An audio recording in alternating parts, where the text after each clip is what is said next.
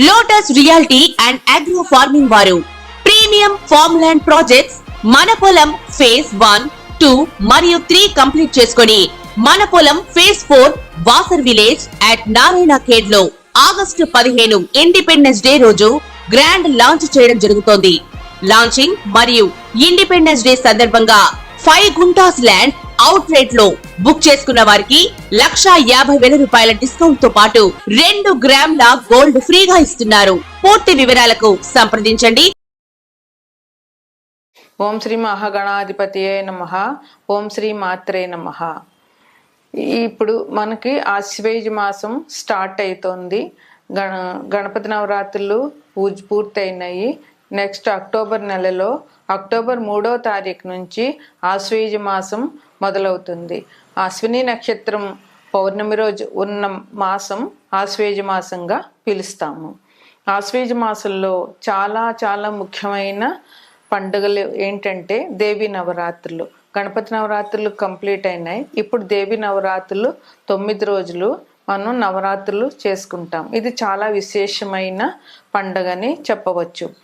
నవరాత్రులు యాక్చువల్గా 4 ఉంటాయి.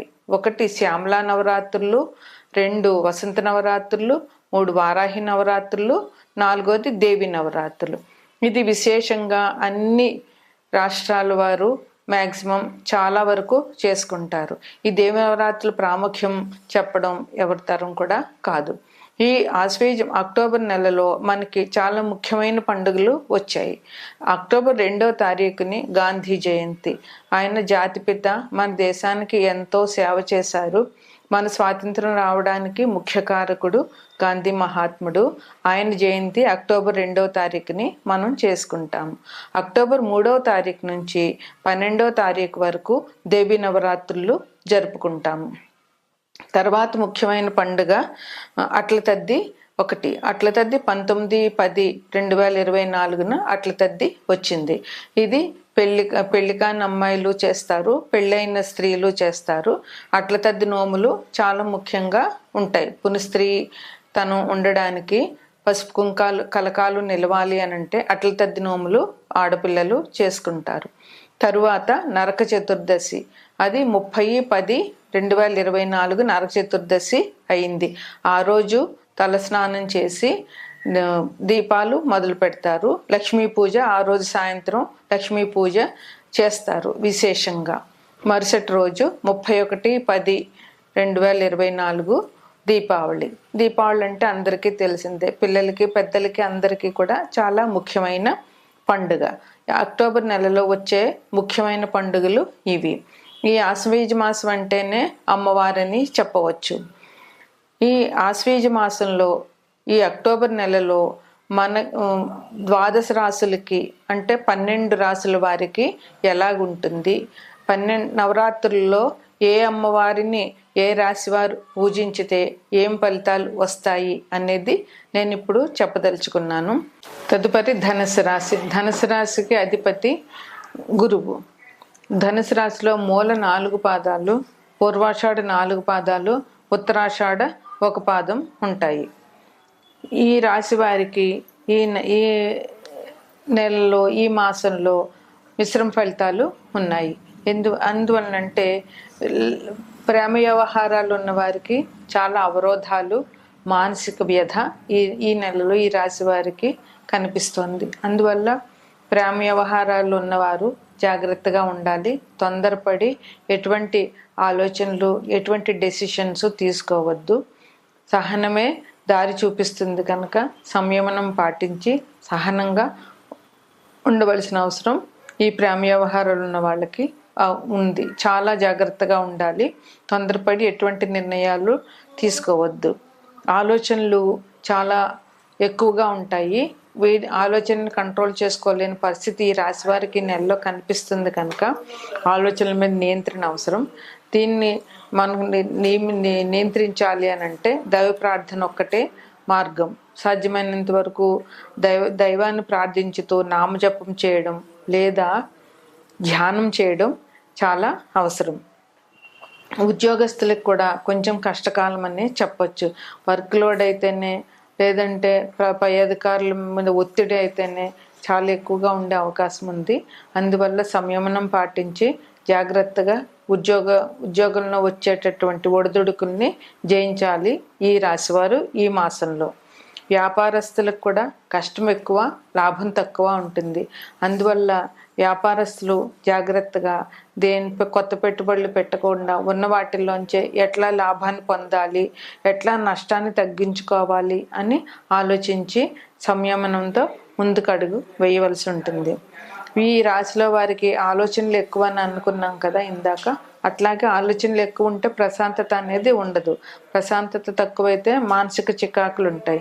అందువల్ల వీరు చాలా ప్రశాంతంగా సంయమనంగా పాటించి సంయమనంతో ఉండడం చాలా అవసరం. ఎవరితోటి గొడవలు పడవద్దు. గొడవలు పడ్డారంటే దానివల్ల ఇంకా మానసిక ఆందోళన పెరుగుతుంది. అందువల్ల ఎవరితోటి గొడవలు పడకుండా సాధ్యమైనంత వరకు సంయమనం పాటించి మౌనవ్రతం ఆచరించడం చాలా అవసరం. ఈ రాశి వారికి ఈ మాసంలో మౌనవ్రతం ఎంత ఎక్కువ చేస్తే అంత మంచిది. జీవితం ఉరుకులు పరుగుల్లాగా ఉంటుంది. ఎక్కడా టైం దొరకదు. తెల్లారినప్పటి నుంచి చాలా పనులు, చాలా బిజీ షెడ్యూల్ అయిపోయి 5 నిమిషాలు కూడా రెస్ట్ తీసుకునే అవకాశం లేనంత ఉరుకులు పరుగులు ఈ రాశి వారికి ఈ మాసంలో కనిపిస్తున్నాయి. అందువల్ల ఆరోగ్యాన్ని జాగ్రత్తగా చూసుకుంటూ, చేసిన పనులు జాగ్రత్తగా చేసుకుంటూ, తప్పులు చేస్తే మళ్ళీ రిపీట్ చేసుకోవాల్సి వస్తుంది కనుక జాగ్రత్తగా సంయమనంగా ఉండి ఆలోచించి పని చేసుకోవాల్సిందిగా ఈ రాశి వారికి సూచన. ప్రయాణాలు ఉన్నవారు సాధ్యమైనంత వరకు ప్రయాణాలు మానుకోవడం చాలా మంచిది. ఎందువల్లంటే ప్రయాణాల్లో కొంచెం కష్టాలు కనబడుతున్నాయి కనుక తప్పని ప్రయాణాలు అయితే చేయండి. అది కూడా జాగ్రత్తగా చేయండి. మంచి టైం చూసుకుని వెళ్ళండి. రాహుకాలం, దుర్ముహూర్తాలు లేని టైం చూసుకుని ఇంట్లోంచి బయలుదేరండి. రాహుకాలం లేకుండా చూసుకుని వెళ్తే కొంచెం మనకి అవకాశం బాగుంటుంది. ప్రయాణాలు ఇబ్బందులు లేకుండా ఉంటారు కనుక రాహుకాలం చూసుకుని రాహుకాలం దాటినాక ప్రయాణాలు చేయడం మంచిది. ప్రయాణాలు కూడా శ్రమతో కూడుకుని ఉంటాయి కనుక ప్రయాణాలు చేసేటప్పుడు జాగ్రత్త. వాహనాలు నడిపే వారికి జాగ్రత్తగా ఉండాలని సూచన. వాహన ప్రమాదాలు జరగకుండా స్పీడ్ తగ్గించుకుని జాగ్రత్తగా వెళ్ళాలి. తెల్లవారుజామున ప్రయాణాలు, రాత్రి ప్రయాణాలు మానుకుంటే చాలా మంచిది.